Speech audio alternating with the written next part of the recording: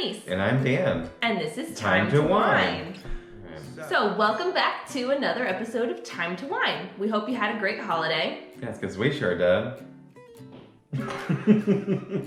Okay, so for this week's episode, we wanted to do a wine that has a really special meaning to it.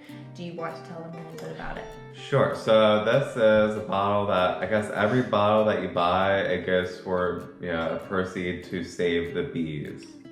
Actually, let's read the back of the bottle because it tells us. Oh! Right here. It tells you what it does when you buy a bottle of Proud Pour Pinot Noir. Every bottle plants 875 wildflowers. And this is to, let's see. Did you know that bees pollinate 1/3 of the food we eat? Pollinating alongside the honeybee are 3,600 other bee species, and they're in trouble. Threats to our native bees include pesticide use, disease, and critically, a lack of wildflowers and habitat. So every bottle is going to plant more wildflowers to help save the bees. When you buy this sustainably grown and vegan Pinot Noir, 875 wildflowers are planted, equivalent to 90 square feet of bee habitat. Enjoy the supple tannins, earthy tones, and rich notes of red plum, rhubarb, and vanilla, knowing the earth is proud. So, we're very excited to try this wonderful bottle of wine. It came with a little wildflower on there, like a dried one, but on the way here, it fell off. It fell off.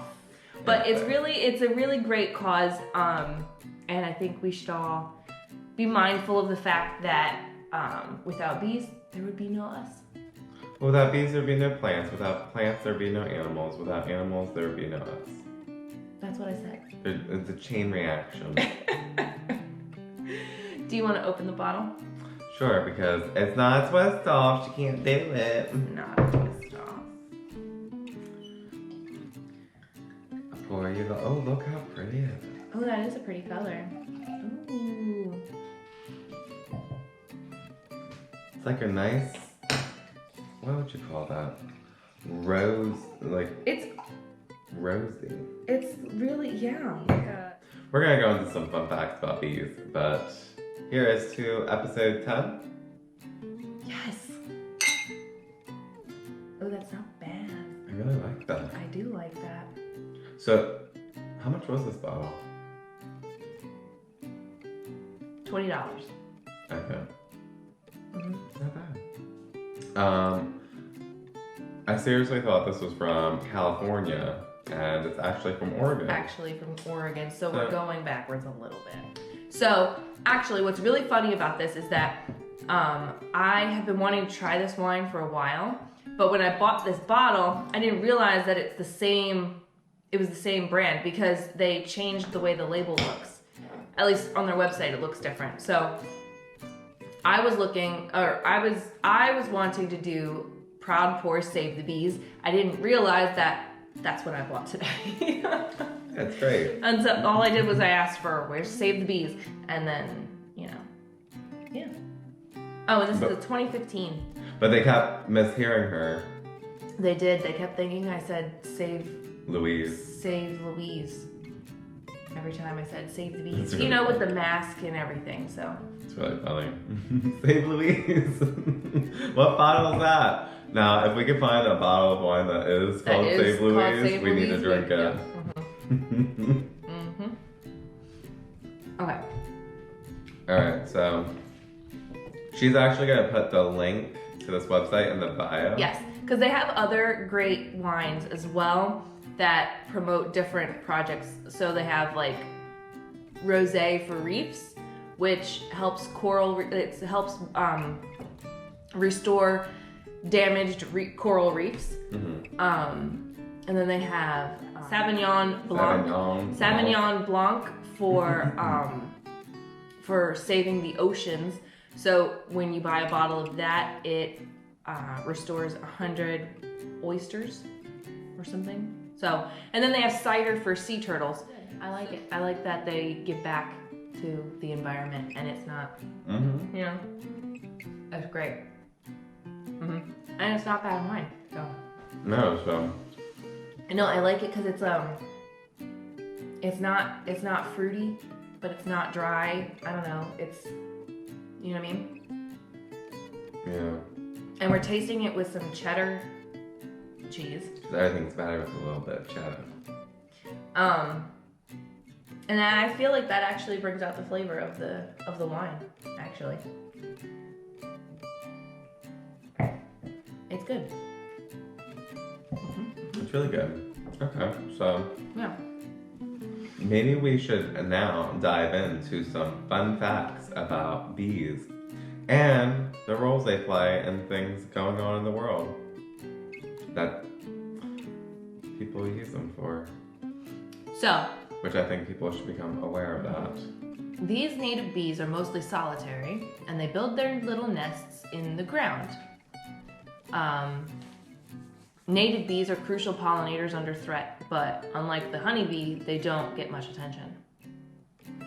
I'm reading off of the Proud Poor website, which I am going to put a link. Native bees are often more efficient at pollinating crops that evolved in North America, like blueberries, pumpkins, watermelons, and tomatoes. Honeybee facts. Did you know bees have 5 eyes? 5 eyes? Yep, 5 eyes. And 6 legs. Yeah, that makes sense. 3 on each side. They can fly 20 miles per hour. Wow. I didn't know that. That's crazy.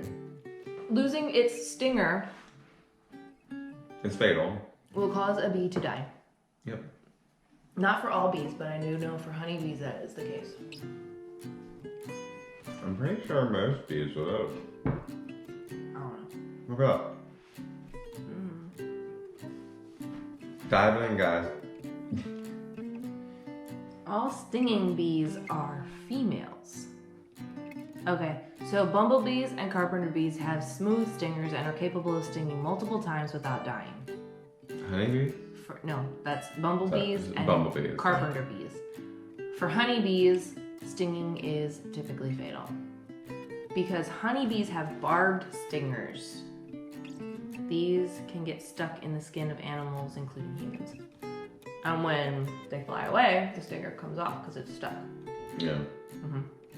Bees have been around for 30 million years. Wow. That's a long ancestry.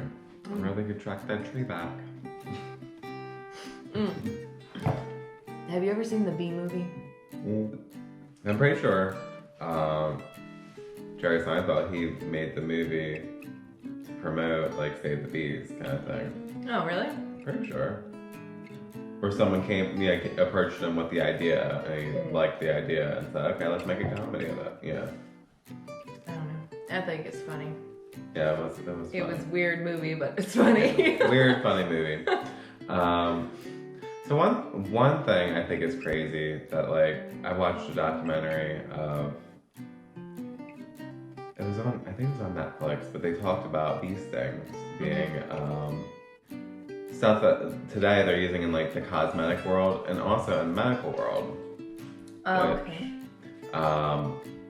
Cosmetic, they're using it for, like, creams and stuff like that, which creams and sometimes even, like, actual bee stings to the face, like that's just crazy to me. And, like, yeah, that's what I was like. But then there's some people that are using it for medical reasons. Like, they've found that the venom actually helps with people who have Lyme's disease and, like, I have Lyme's disease. Yeah. So, like, something with the venom actually helps with the Lyme's disease, and which I think that's kind of crazy. Like, so one insect gives you Lyme's disease, but there's another insect that potentially has the cure for it. Like, you know, like, yeah. Think about it like that.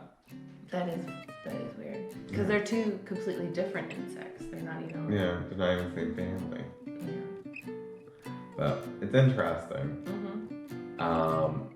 So So like I feel like for me, like I feel like cosmetic, like I feel like that should not be allowed. Just for the fact that like Yeah.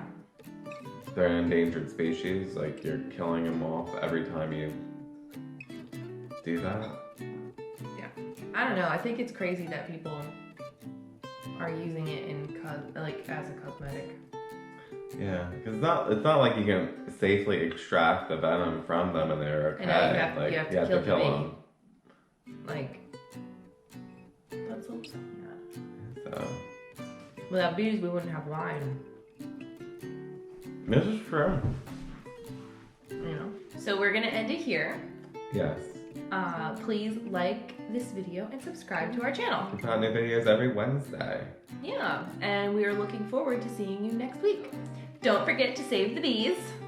Save the bees, subscribe, and See like you next this video. week. See you next week. Bye. See y'all. I'm running on fumes, man. Right, Shakira. So we're gonna end it here. Bye. Oh my god.